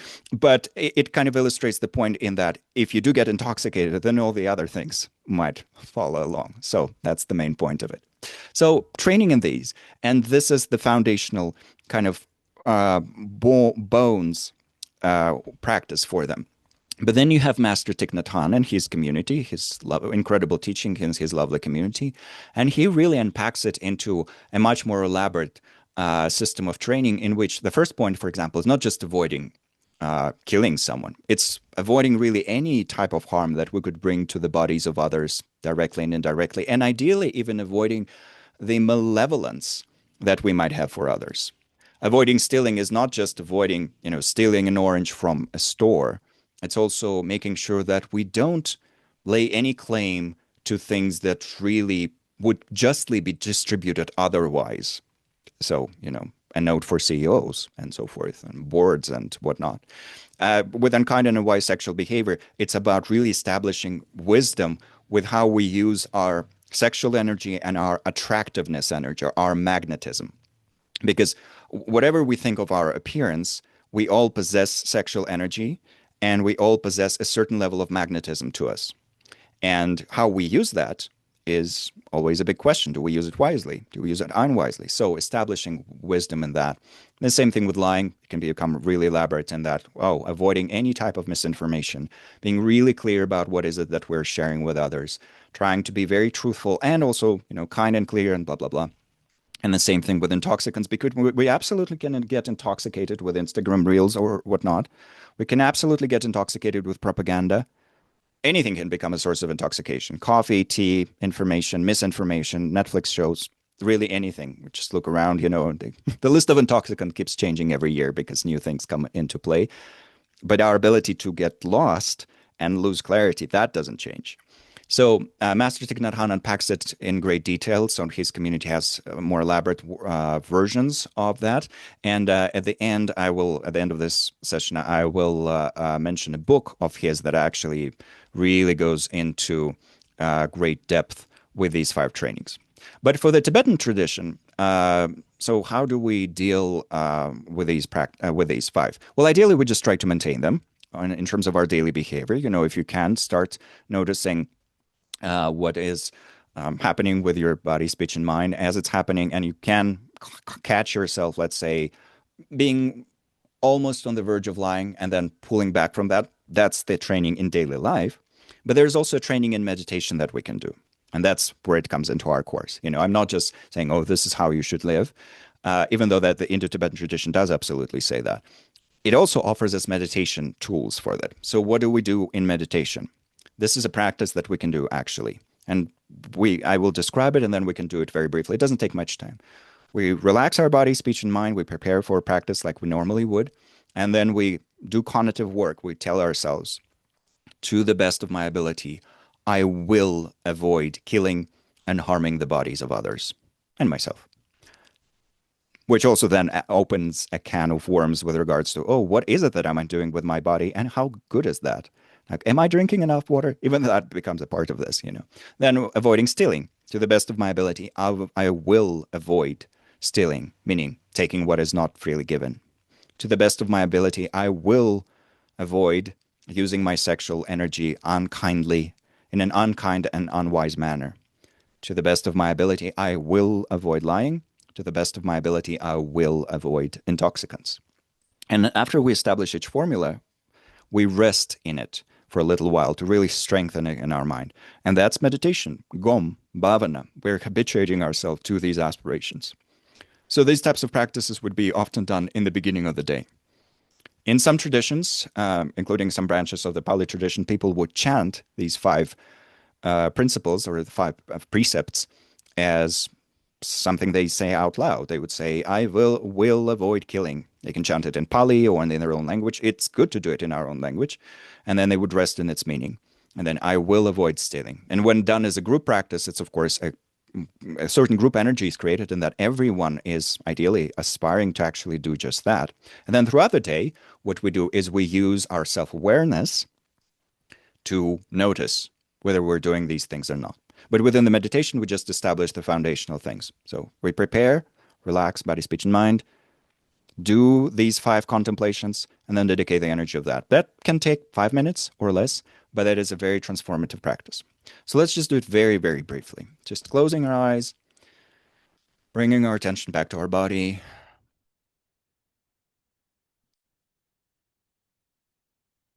For a little while, relaxing, which in this case means releasing all the tension from the entire body at the same time.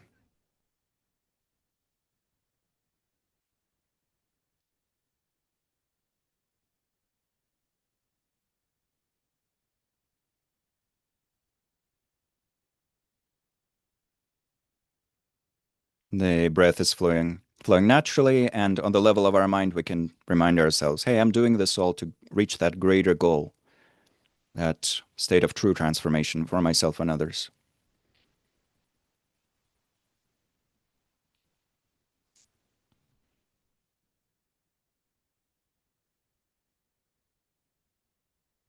And for the main part of the practice, just bringing these five ideas into our mind and trying to establish them as a resolve and intention. To the best of my ability, I will avoid killing for the rest of today.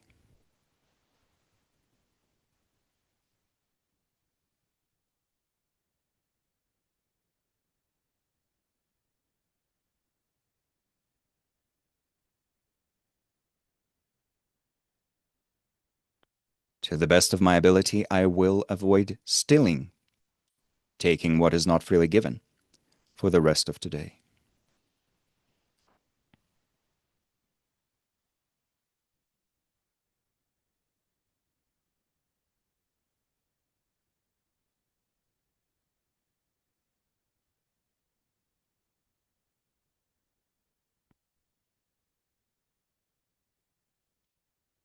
To the best of my ability, I will avoid using my sexual energy, my magnetism, in unwise and unkind ways.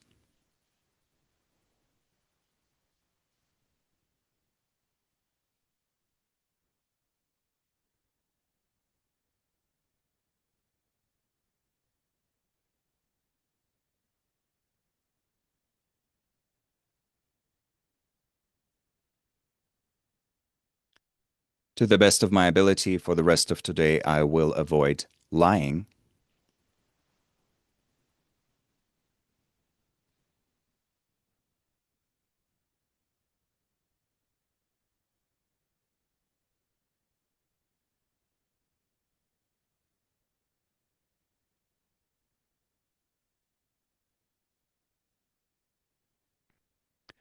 To the best of my ability, I will avoid getting intoxicated, at least for the rest of today.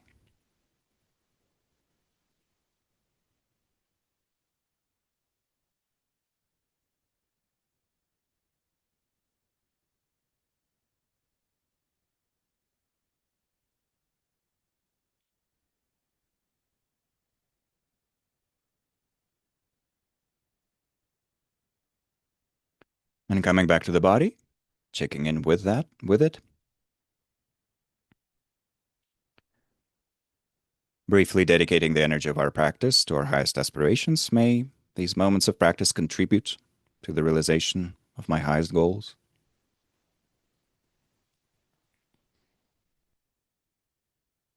And slowly concluding the practice as we come back to our shared space.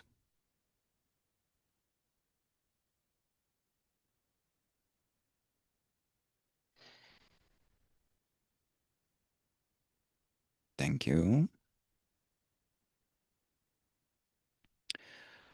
So it's a very unelaborate practice in a way.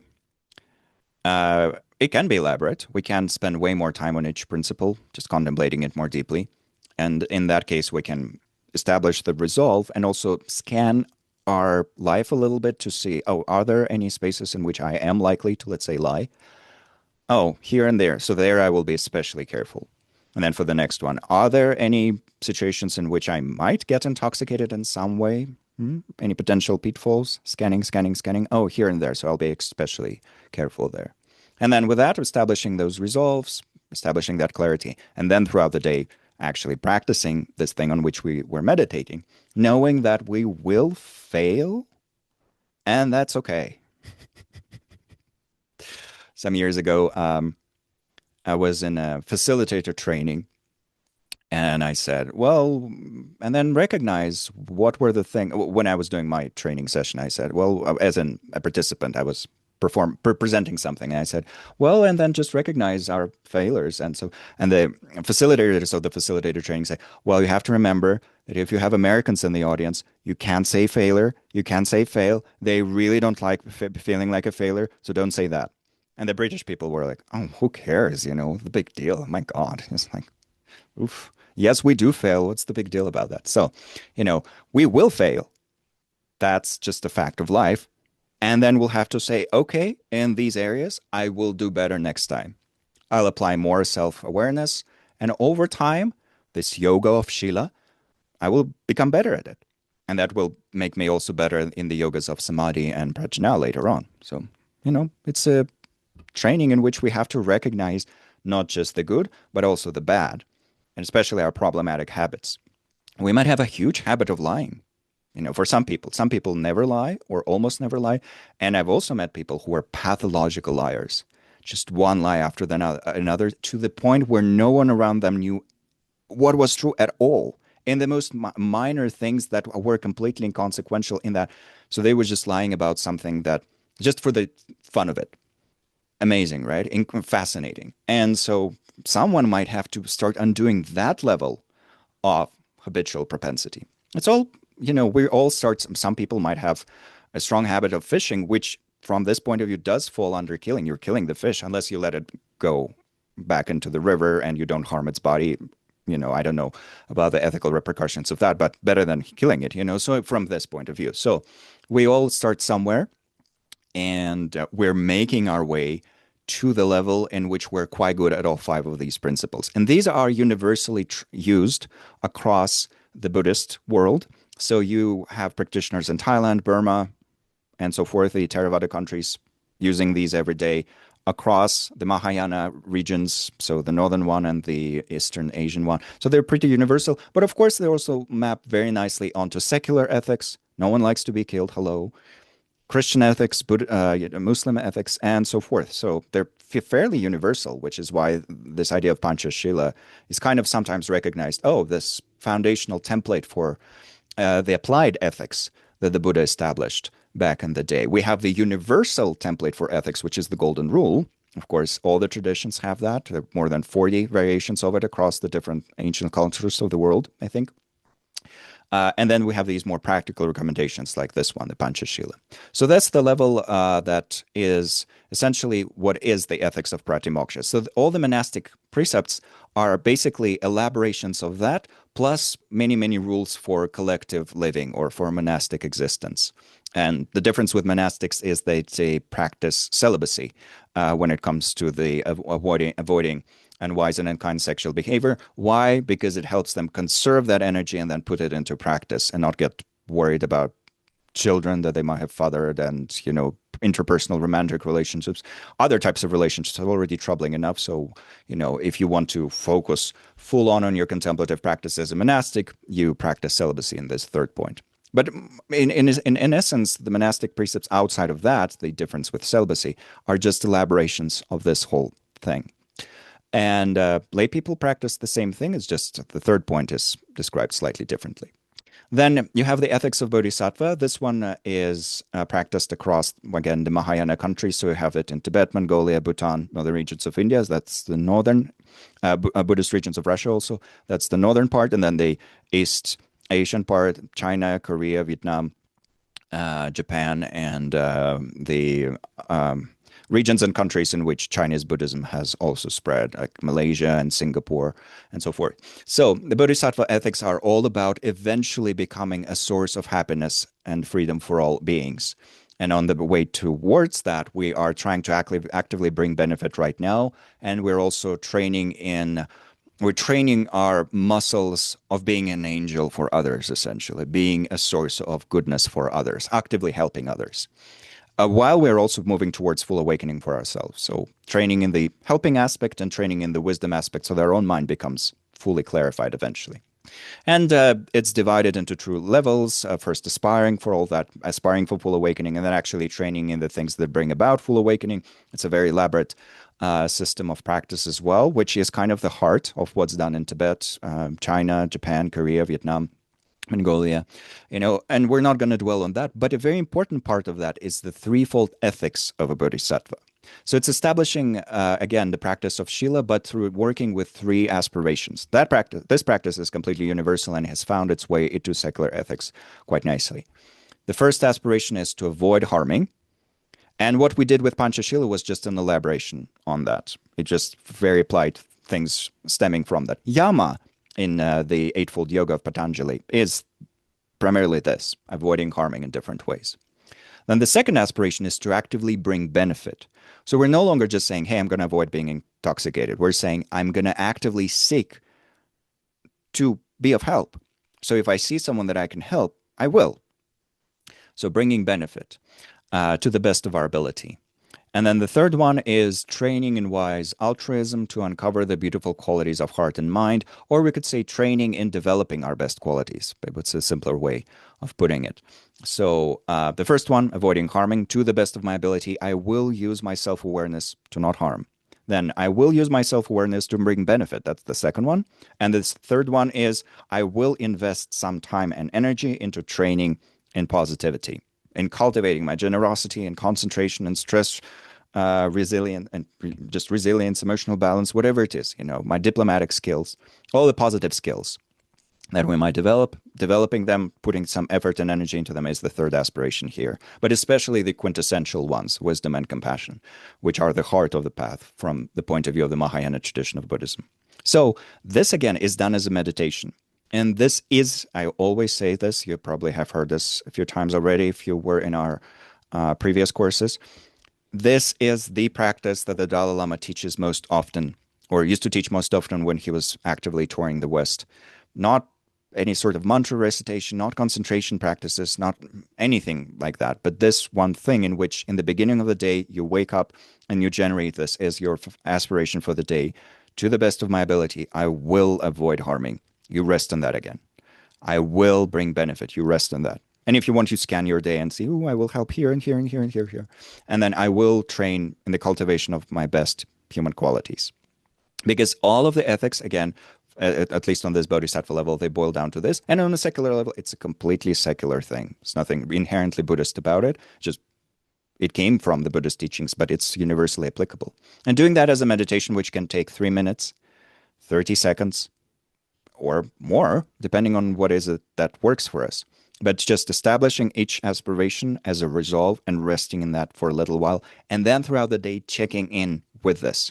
Was I successful with this? Was I successful in that? If not, I will do better next time. You know, I did fail. It's not a tragedy. Doesn't need to take away from my foundational self-respect, because I know, and that comes later when we're talking about wisdom practices, because I know that I'm a system. I'm not a fixed entity. I'm a system. I'm a network. I'm an interbraiding of things.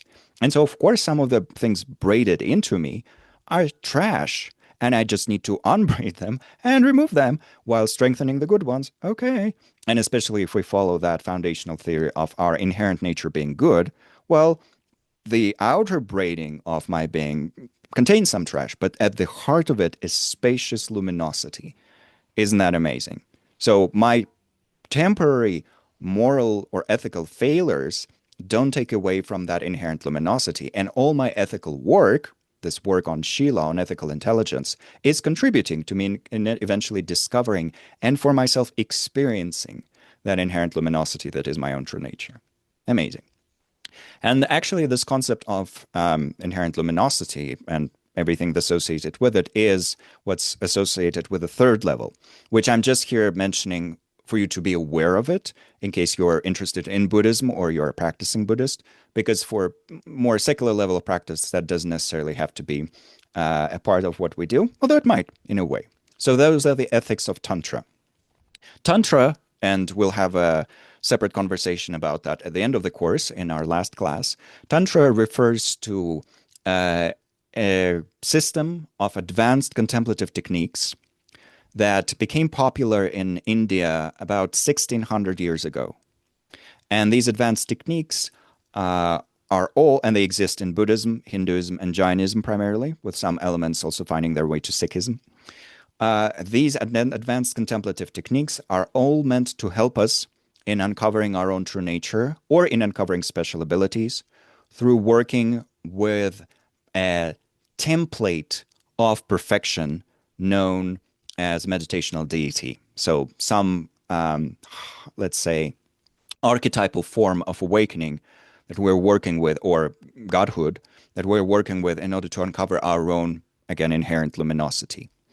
That's what Tantra originally is, which is very different from seaside Tantra of the modern age, or Neo-Tantra as it's known, where you offered classes in uncovering your magical sexual energy, by long braided people in Goa and white people in Goa and places like that. Those, so very different. Neo-Tantra, not to be confused with this traditional Tantra, which is a part of Buddhism and Hinduism and Jainism. So this traditional Tantra is all about learning to see reality purely, or through the lens of purity, or actually learning to see purity reality that is already there but is concealed from us.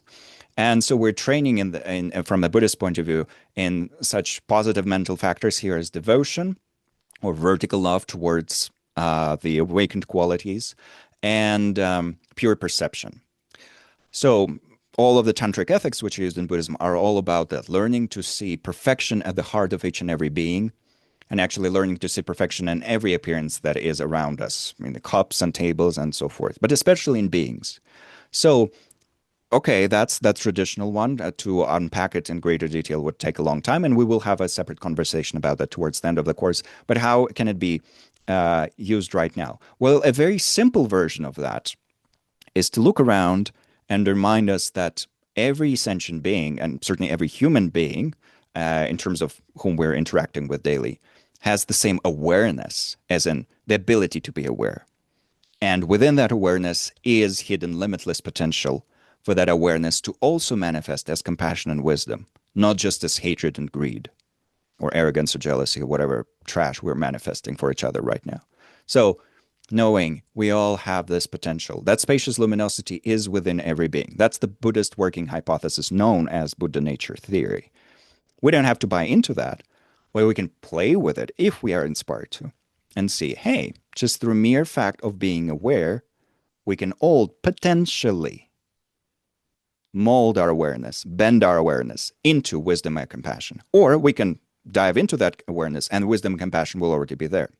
different systems, but somehow, even in the most wild being, there is something out there that could be the little bit of goodness within them.